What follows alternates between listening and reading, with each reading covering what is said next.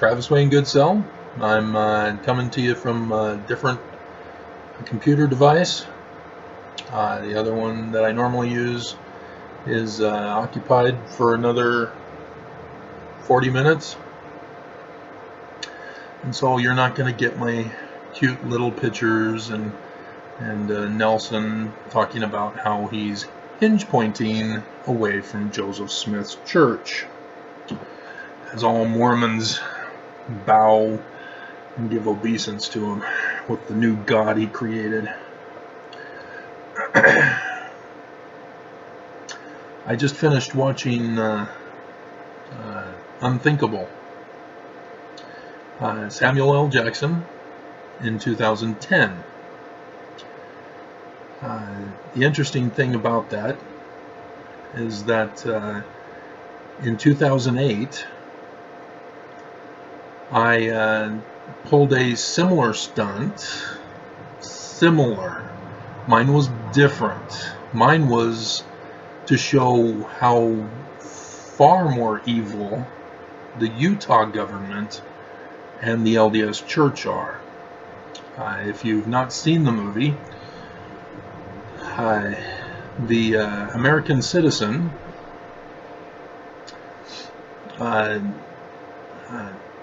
claims to have made 4 bombs.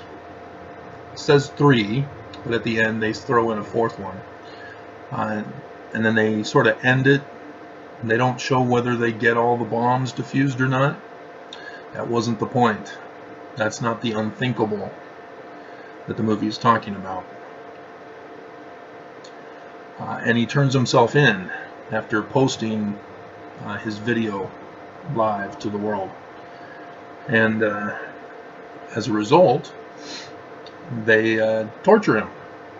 They lock him up, torture him, take away all his constitutional rights. He is no longer considered an American citizen, and they justify the unthinkable. And I'm gonna spoiler alert. They eventually have to kill his wife, and they bring in the children. So I won't spoil the ending to that degree.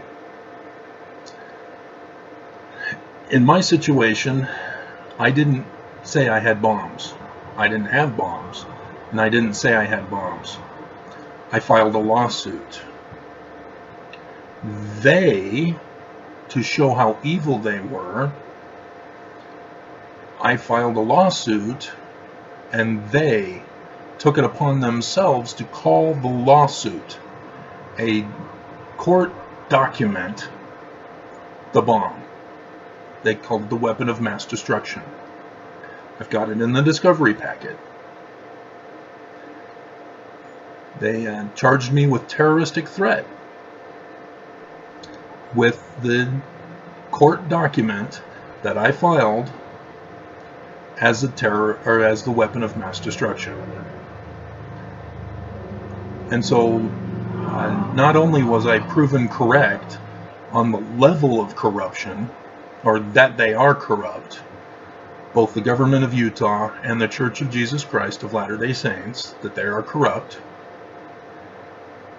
but I also exposed the depths of their corruption.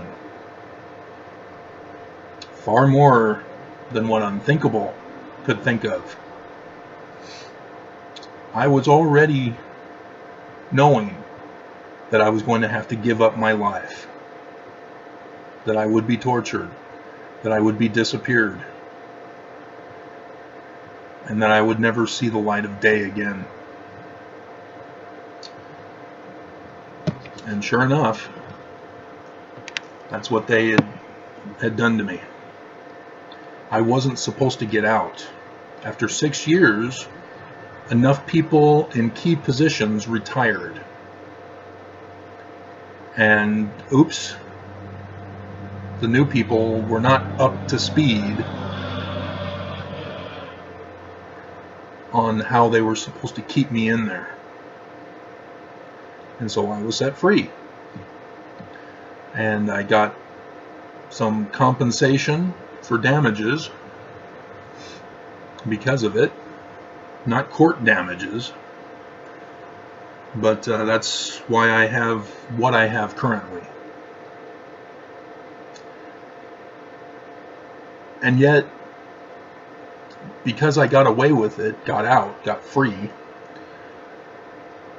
they're still coming after me. And they want to take all this away and make sure I never get anything ever again. They want me dead, they want me gone.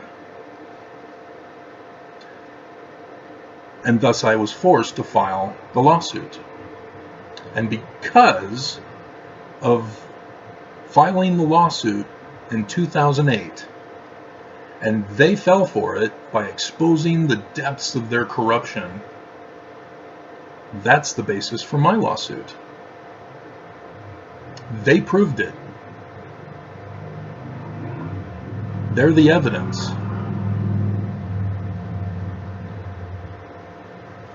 And so, yes, like Accept says, balls to the wall. That was yesterday's playlist on my morning run. And so that's why I'm trying to get through to Mormons. I'm one of you, born and raised, 50 years. I've established that Joseph Smith was good. That what the church is falsely accusing Joseph of is just that. It's false. The Church of Jesus Christ of Latter-day Saints claims to be founded upon Joseph, but they're lying about him. Everything that the church says that they're currently doing, they say all originated from Joseph Smith. Polygamy from Joseph Smith. The temple underwear with magical powers, Joseph Smith. They claim everything from Joseph Smith. And if they don't have an actual document from him, they make it up. Say, oh, it was practiced in secret. Or they forge documents. Willard Richards forged all the temple sealings for all of the women who were sealed posthumously to Joseph. And they altered documents. Section 131, for example. Section 131 is a second scripture talking about how one man, one woman is essential for exaltation. And then guess what Section 132 is instead, that was put in by Brigham Young the year before he died, which has no other support that it's Joseph's. Even linguistically, it does not correspond with Joseph.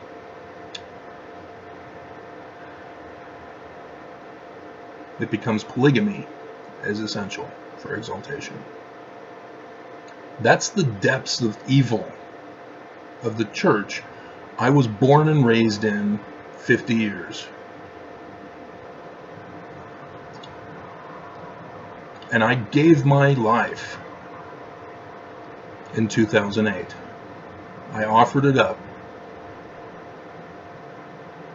Because when you've got your family against you, when you've got your local bishop and stake president against you, when you've got all your peers against you, when you've got all your neighbors against you, when you have the leaders of the church against you, when you have the police against you, when you have the government against you,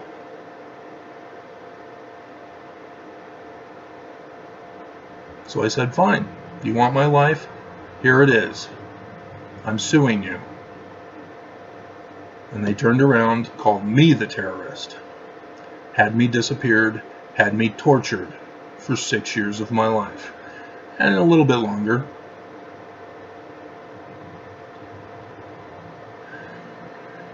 That's why when I moved here into this place, I knew I needed to get married. Well, when I got out, I knew I needed to get married again in order to protect myself. Because if I had a wife, they would be less inclined to attack. I got married, and so what did they do? They got her out of the equation, caused her to divorce me. And then they came after me. So that's the depths of evil that I've been warning about, that I've been trying to get across to you Mormons who still think the Church of Jesus Christ of Latter-day Saints is the true church of God on the earth. When Brigham Young had no authority to lead the church. It's not about being the president of the Quorum of the 12. It didn't exist in that form under Joseph. Brigham Young created it. Again, blaming Joseph. Oh, this is the way Joseph had it, and as the president of the missionary Quorum of the 12, which is actually the Quorum of the 12, and we're going to dismiss this High Council 12 that's administrative, which still, they had no authority to succeed Joseph either. You know, Section 107, verses 21 and 22. That's the process Joseph set before he died.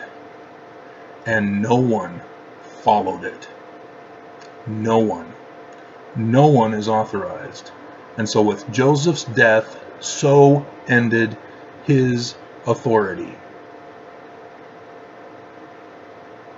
Look at section 124, Mormons. You will read, and you got to go way down, that's a long one. You will see Joseph is a prophet, seer, revelator, translator. Hiram, his older brother, prophet, seer, revelator, patriarch, because he's the older brother. The father had died. Hiram now becomes patriarch.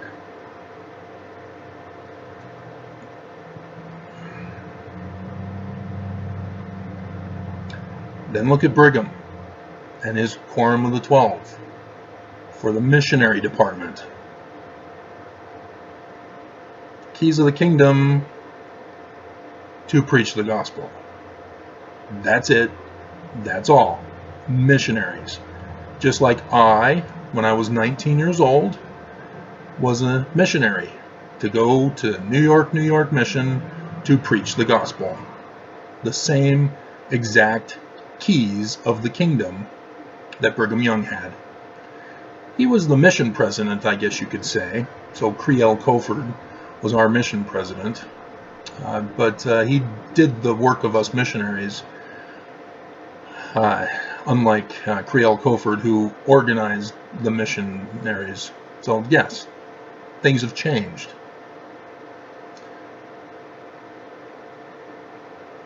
Brigham had no authority. Just like when the 12 apostles and Jesus died, the authority was gone. And then they posthumously said, oh, well, Linus was the bishop in Rome at the time of the death of Peter, so therefore he will become the pope, not an apostle, not the president, Jesus. He will become the pope, bishop. That's what pope means, bishop. That's as far as his authority goes, bishop. And Catholics don't see it, just like Mormons don't see the change in church history that the church has pulled the wool over Mormons' eyes with. Everybody does the same stunt.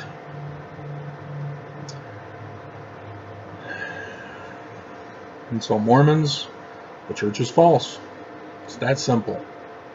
It has no authority.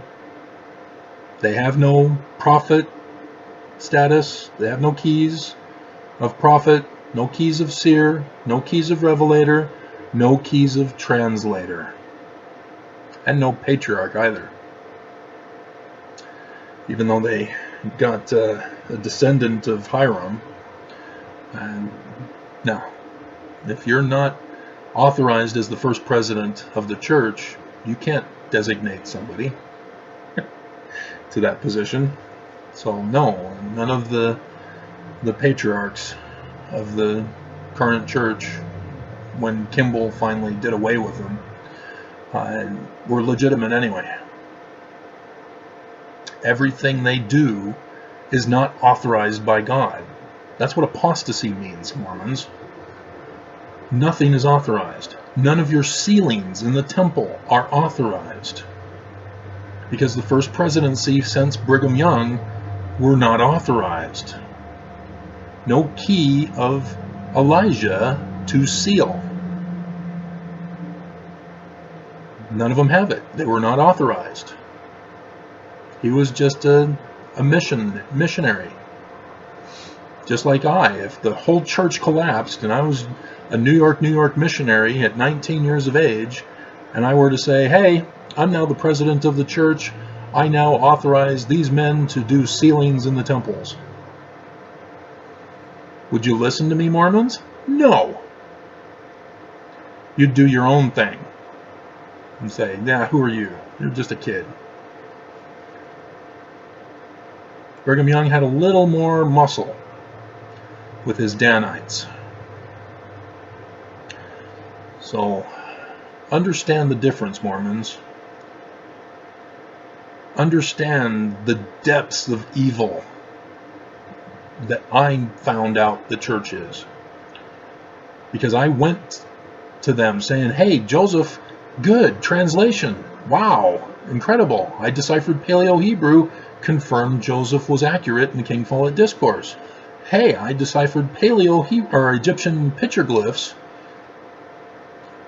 Joseph was on the right path with his work with Book of Abraham and a little portion of the Book of Joseph, as I already did the video with. They blacklisted me, bullied me, and eventually had me disappeared after I filed the lawsuit. And all because I had become a translator. They, who claim to be translators, except in public, remember, General Conference, listen to Oakes do the sustaining vote, which is not supposed to be a sustaining vote. Go back to 107 verses 21 and 22. It's not a sustaining vote. It's a vote for the first presidency by the Melchizedek priesthood. It's sustained by the church after the vote takes place by the Melchizedek priesthood. So there is no sustaining vote. Brigham Young messed it all up on purpose. Because how was he going to justify his reign over the Mormons if he followed Joseph Smith's plan, which he, I guess, figured he wasn't going to win a vote, or he wanted to make sure that he got his counselors in there. He didn't want Sidney Rigdon as a first counselor. He wanted Heber, his fellow buddy, and also elevated Willard Richards to his counselors, his initial counselors. He had other counselors he added in as well. But yeah, Willard Richards, the man who shot Joseph Smith in the back in Carthage jail. And I've already done the evidence video on that, and the book. And Mormons don't like it. It's not a matter of debate, Mormons. You can't debate me on this. The facts lead to truth. You can't create truth by making up your own facts. That's what Brigham Young did. He said, oh, Joseph did this, Joseph approved of this, Joseph was going to do this, Joseph did this in secret.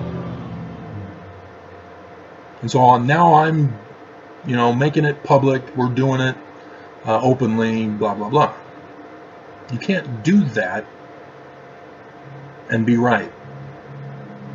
He did it, but he's wrong. He's false. He's not true. Thus the church. is not the true church. And you can put thumbs down all you like till you go blue in the face. It's not going to show. Nobody's going to see you.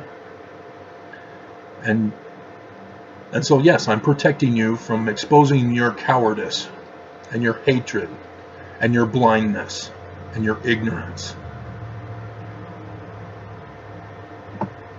So, I'm sure most of you have left by now, according to YouTube analytics. So I'll stop right here.